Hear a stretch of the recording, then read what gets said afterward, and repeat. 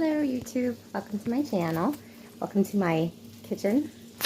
I am currently meal prepping and I have my assistant right here. Hi Lucky. Anyway, excuse my messy house. As you know, we are, or if you forgot, we are in the middle of moving to another house. I'm in the middle of fixing it up. So things are a little messy here. But I have, meal prepping usually does not look this fancy, and I feel like, you know, you see all those YouTubers that have their kitchen and it's super clean and very nice and put together. Mine is not like that. So here's one meal for my mom and my daughter. One meal for my son, which is going to be chicken Alfredo. And then like their regular medicine. Yes, we have a dishwasher. Do the kids ever put the dishes in the dishwasher? No. And it's one of those battles that I semi-go to battle with, but mostly I'm just like, you know what, guys? I've come to the place that we all have to do something to help our family. So if they want to be able to do the extra things besides eat, sleep, and go to the bathroom, then they need to tell me what they've done for their family before they come ask me, Mom, can I do this or that? So maybe I'm a little bit of a drill sergeant, but that's what we have going on. So anyway, what I'm making here for her is, so she has cancer, and then my daughter has autism. So I know that I say a lot of times on my channel I'm going to talk about autism, and I don't really talk that much about it. But one of the things that I found, we adopted my daughter about 6 years ago. And one of the things that we found really, really helped her, you know, she has a lot of other handicaps and disabilities. She has multiple disabilities. But one of the things, you know, most kids that come out of the system or whatever, they have fetal alcohol syndrome and other things like that. And yeah, excuse my cheap shirt here, guys. But anyway, I really noticed that her going, like, when we first got her, she was 4 years old. She couldn't walk, couldn't talk, hadn't slept for more than 30 minutes for the whole 2.5 years that she was in foster care. So she was a lucky in the sense that she didn't have to go from one foster care to another. But basically my hero. You know, I have a great love for, I have a great respect for her. So even on the days when when we first got her, she wouldn't sleep. So it was like 1.5 years of sleep training. So we would have to basically just take her out of her bed and we would go cuddle and read a book and then get her to calm down so that her body was able to finally realize that bed was for sleeping, bed was for being calm. And if she wasn't going to be calm, then you can't pace in your bed all night long. And I think that's a really hard thing when you have kids that are on the spectrum. They're always complaining that, you know, my child doesn't sleep. And it's a thing. Kiddos on the spectrum, they biologically have things in their gut. Their gut health is completely different than us. So their neurological firing is different than neurotypical people. And then their gut health is way different. So one of the things that I've really focused on, and I feel that, and all of her therapists and so many other people that have seen her from the beginning, feel that, see, we have our lists here. We do a lot of lists because mom and kids are a little bit like la-di-da. So we list around it. But anyway, back to the autism thing.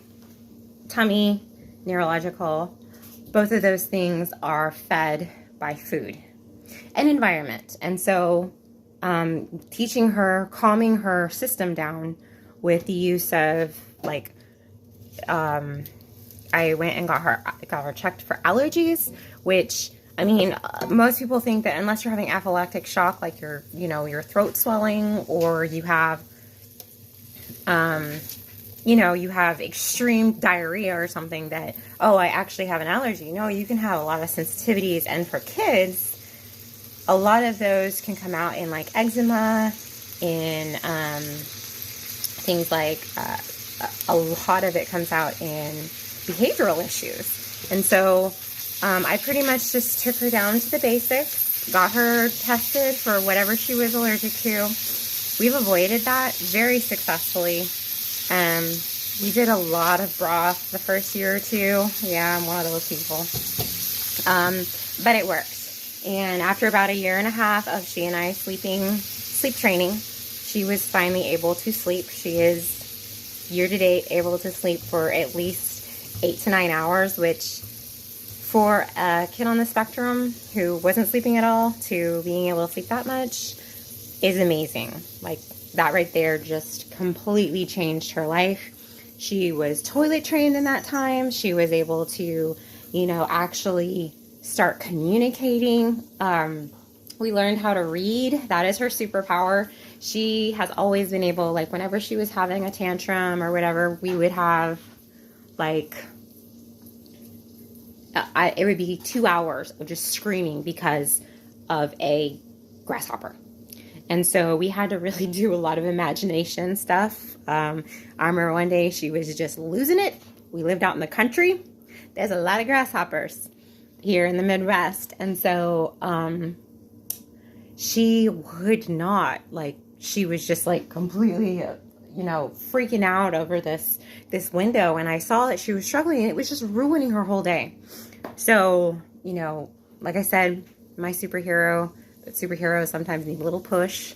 And so we went to the window and we put a tutu on the grasshopper, and she dressed it up, and it was a ballerina, and I don't even remember the name. But after that, anytime she would originally like freak out, I'd be like, oh, well, let's dress it. And then, you know, loud noises outside, she would just fall down and just start having extreme meltdowns. And any parent of a autism kiddo understands that there is no age for a meltdown, and it is very unique. Sometimes it is loud, and sometimes it's very silent, but it's always just, you know, if you're in tune with your child, it's always just so sad and very overwhelming. And you feed off of their overwhelmingness. So their overwhelmedness, I guess it is. So anyway, hear ye, all avocado lovers or haters. I've actually had a couple people say they like this, not knowing there's avocado in there. But this is avocado, cocoa. There's a couple bananas in here, and almond milk. And when you blend it all up, it tastes like chocolate pudding. And it is amazing. And my daughter drinks it or eats it every day because avocado makes you smart. I really focus on making sure that her food is as close to the earth as possible, as natural as possible. So this that I'm making is going to be, it's going to have a coconut milk base. Yes, Walmart, I know. It was on sale. I don't know how, like, organic it is. She's at the point now where it's like I can fudge with saving money and also feeding her healthy. So I buy meat in bulk. Like, I'm all like, hey guys, let's go buy a quarter of a cow or half a cow. For my birthday, I bought a lamb, a whole lamb. Everybody's like, why are you buying a lamb? And I'm like, no, it's not going to be like a bad lamb. It's going to be like a dead lamb. I'm going to cook the thing.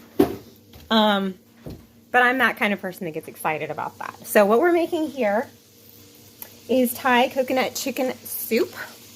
So I've got these little chicken cutlets all cut up. They are cooked in butter and bacon.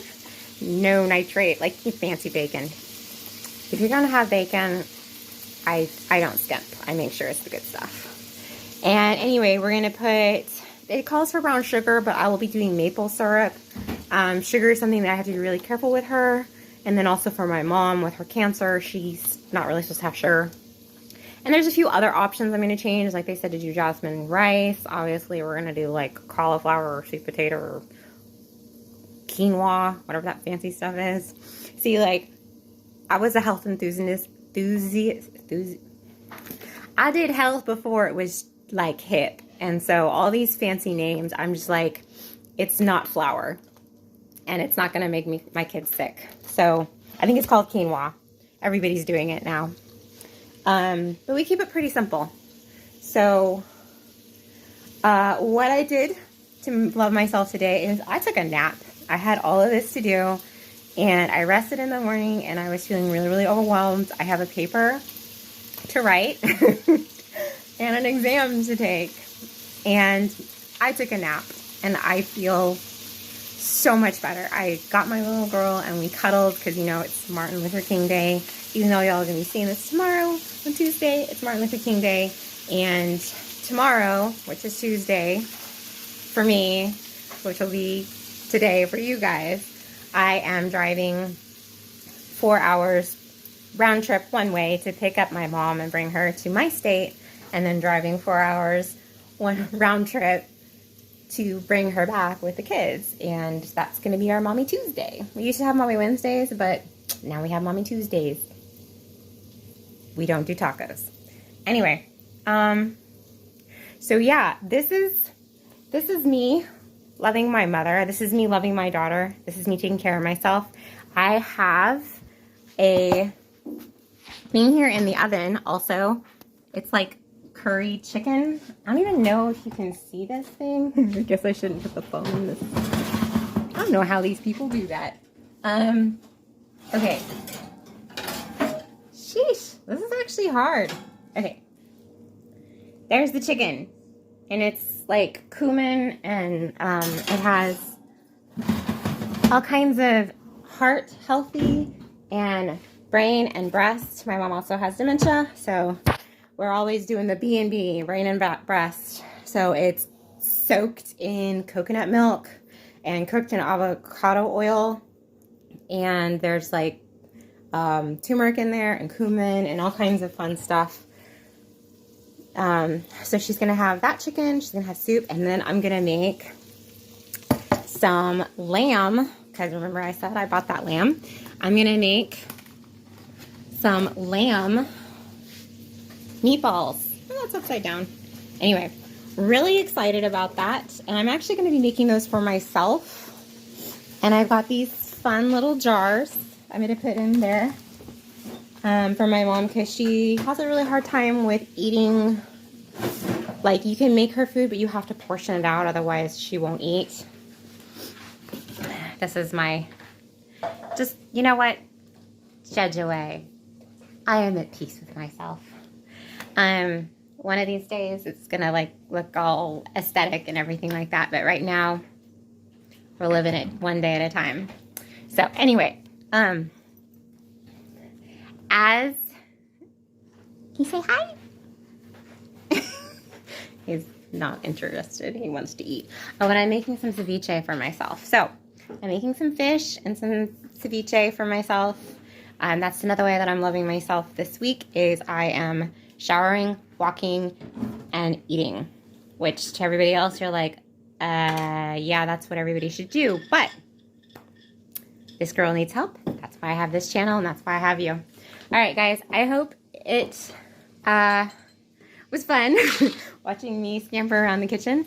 My children have stayed out of the camera lens long enough, and they look like they have a lot of questions for me and some new dance moves apparently. So anyway, I hope you all have a wonderful week, and I will be seeing you later. Bye.